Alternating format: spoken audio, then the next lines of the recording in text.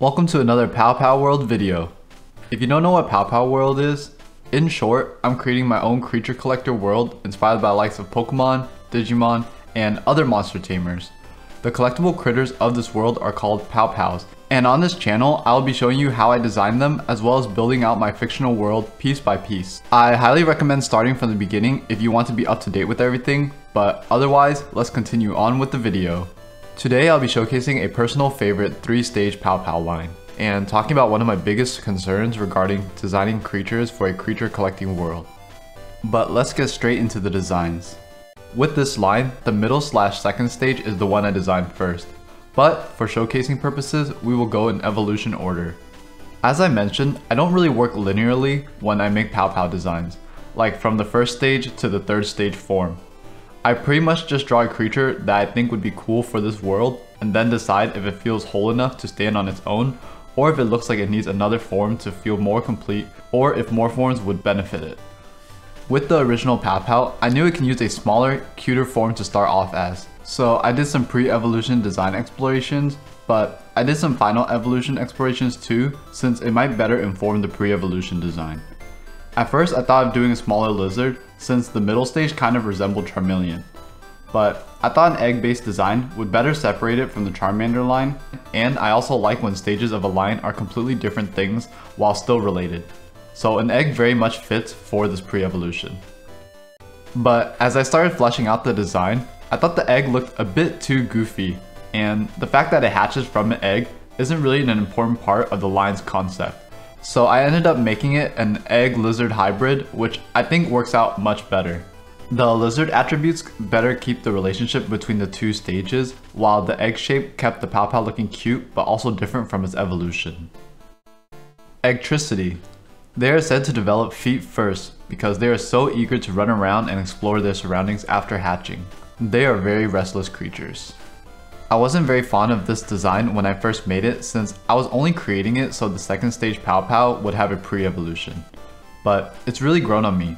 It has its own unique charms that its evolutions don't have. I'm quite fond of it now, even as a standalone Pow Pow, but it also does its role really well starting off this 3-stage Pow Pow line. As I mentioned before, I designed this Pow Pow first. It started off like many of my Pow Pow designs, a random doodle I just really liked. He's definitely in that realm of lizard boys like Agumon, Guiamon, and Charmander that I'm an absolute sucker for. Like many other little boys, dinosaurs and dragons were my life, so any designs relating to that will always have a special place in my heart. What I really loved about this doodle specifically was the proportions of its limbs. Also, the horns I gave it made it a bit edgier to those existing lizard/dino boys that I grew up with. But once I added the fiery tail and removed that front horn, I knew I was potentially trespassing on Charmander territory. I figured there was enough here to make it unique enough, but I was still very wary and would be cautious about the similarities as I continued this design and its evolutions. But I will speak more on this topic once the entire line is presented in full. To further separate this Pow Pow from Charmander, I really wanted to play up its edgy, punkish personality, which I think is reflected through the mohawkish horns atop its head. Once I decided to make him blue, I thought this was a perfect chance to make its fire more unique. I tried to render it to be more like electricity that just so happened to have the movement and appearance of flames. I can't tell if that reads, but all I know is I really like how that bit came out. Zaptor. Zaptor's tails hold their excess flare energy. This energy is a mix of electric and firepower. They are incredible hunters, but Sparkfly are always able to elude them. Zaptors envy Sparkfly for their flying capability. Of my early Pow Pow designs, Zaptor was definitely a huge favorite of mine. As I said, it just plays a lot to my personal biases. It's like I finally got the chance to build my own perfect lizard dino dragon boy, and I can't resist a good flame on the tail. As a kid, no monster I designed was complete without one. Just always adds that bit of extra flair. I actually loved this design so much that I didn't want it to evolve. I didn't want an evolution to take away the spotlight from my beloved Zaptor. But as I mentioned, this is a 3-stage line. Initially, the route I wanted to go for its evolution was something physically strong and brutish. I felt like its limbs from its previous form looked so long and able that maybe it'd be cool to play up its physical attributes. But as I went through my doodle explorations, the design with the electric classes really caught my attention, and it's ultimately the design I chose to pursue. I felt the glasses also continued its punkish theming, which also worked out quite well. But because it had electric glasses, I had to come up with why. My thinking is that it uses them to enhance its vision to shoot electric fiery blasts from far away. Thinking about this, it only made sense to give it wings, so it can rain fire and lightning from the skies above. I went ahead and made those wings electric too, since I felt it better helped move people's focus throughout the design. It also gave a very grand feeling to it, which is what I was looking for since it is a third stage form. It's really hard for me to want to make an evolution for Zaptor because part of me felt like I wouldn't be able to improve or even live up to the original design. There are a lot of Pokemon where its evolution really ruins the entire line for me. Evolutions, especially the final stage, are supposed to be the main event, the peak of the line. It's supposed to be this grand design that is what the first forms have been building up to. So there's a lot of pressure there for it to be great. But I'm really glad I chose to go ahead and try because I was beginning to get really excited about how it was shaping up. However, as I began wrapping up its design, I came to a horrifying realization that I might have just ended up making a Charizard clone. So I began playing with a shorter, sharper face. I hope this would also help elongate the body a bit to better help make it look different. It took a bit of fussing until I finally was happy with the face. This change, I think, did a lot of work to better distinguish it from Charizard, especially with all the other things like the electric wings, goggles, and overall color scheme. Of course, there are more drastic things I could have done to make it stand out even more, but I didn't want to compromise the design too much when I really liked it. Overall, I'm really happy with the design and where it ended up. It feels like something 8-year-old me would have obsessed over, and those are the kind of designs that really make me happy. Wyvolt. Wyvolt convert all their excess flare energy to create goggles and wings. It is no longer bound to the ground. The sky is now their domain. They have enhanced vision, which allows them to attack their opponents from great distances. Wyvolt's name comes from wyvern and voltage. I know its body type isn't a wyvern's, but Wyvolt was the best name I came up with. I also made a form without the electric bits, just to make sure the anatomy and stuff made sense. You'd probably only ever see this form if it was fainted from battle. Eggtricity and Zaptor were actually designed over a year ago, like most of my other early designs, and have been featured on my Instagram for quite some time now. But Wyvolt was designed just a couple months ago, so this is its first ever appearance.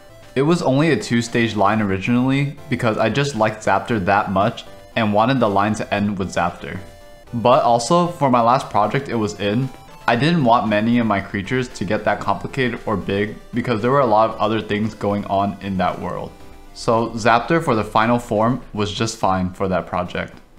But since we're creating Pow Pow World now and I have migrated Eggtricity and Zaptor over, I felt like a third stage form was warranted. It's hard to say exactly when I feel like something should evolve or have a prevo or to just stay as a standalone Pow Pow, but because Zaptor was very much inspired by the many dino boys of my childhood and all those little dinos evolved into much bigger and cooler dinos, I knew Zaptor would never feel truly complete to me if I didn't at least attempt to give it an evolution. And it's a good thing I did. The final form really feels like a perfect end cap to this line. I feel like I was able to expand upon the things I liked about Zaptor while still bringing something completely new to the line. I'm really excited about the line overall. I feel like the progression feels right and each stage has something unique to enjoy about it. A fault in some Pokemon for me is oftentimes the middle stage design is kind of forgettable, but because I based the entire line from the middle stage design, I think the middle stage is pretty strong and it doesn't get as lost or forgotten as it would otherwise. While I am happy with this line, there is a concern that I think will always plague me throughout this entire project, which is, isn't that just the insert Pokemon here copy? And in this case, that being the entire Charizard line with maybe even Flygon thrown in there too potentially. I think this is probably one of my biggest concerns with this entire project, because there are so many things that I love about Pokemon, I think they always find a way to spill over into my work. I definitely try to be aware of it and do my best to alter designs to better separate it from existing Pokemon the best I can, but it's hard to determine exactly how different it needs to be for it not to be just a budget Charizard or Flygon.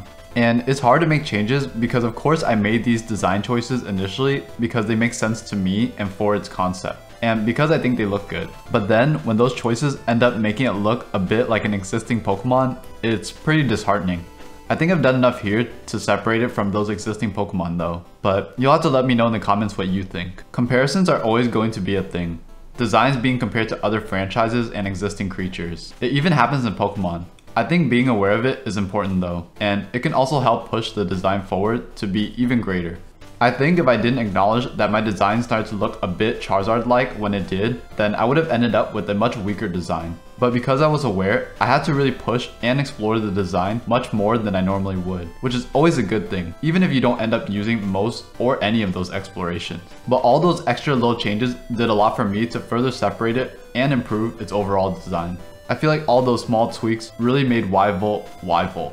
Anyway, I just wanted to talk about some of the pain points of designing a creature collector world when Pokemon exists, because there are definitely things that always come up when I design, and maybe they do for you as well. We've introduced another 3-stage line, and I think it's definitely a strong one. In terms of design, of course. I don't have any sort of power scaling for Pows yet, but let's assume they can all be as powerful as one another for the time being. I'm really proud of this line, and Wyvolt is kind of our first big Pow, since all the ones I've presented so far are kind of the size of a medium-sized dog. Wyvolt is also the most complex design-wise, being the final form of a 3-stage line that isn't based on bugs. I haven't fully decided how detailed or crazy a design should get. It's something I'm still feeling out, but I think Wyvolt is a good marker of complexity for now. I think he's in the perfect sweet spot of simple, but has enough to be unique, interesting, and feel kind of grand for a final stage design. As I mentioned before, I could totally see all the Pows presented so far to inhabit the same area. I imagine a Pow Park in an electric-based town that has a lot of meadows and forests would have some of these Pows in it, with maybe Eggtricity being the rare one of the bunch and Wormapillars being the most common to find. Anyway, I hope you enjoyed today's video. Of course, feel free to leave your comments and thoughts below about any of the designs shown today, or anything said today for that matter. It's always nice to get your input. I've been enjoying reading all the comments and feedback so far. And if you enjoyed the video, I'd really appreciate you liking this video. It lets me know that you like what I'm doing here and really helps keep me going. And be sure to subscribe if you want to see more Pow World content. Thanks so much for watching, and I will catch you next time.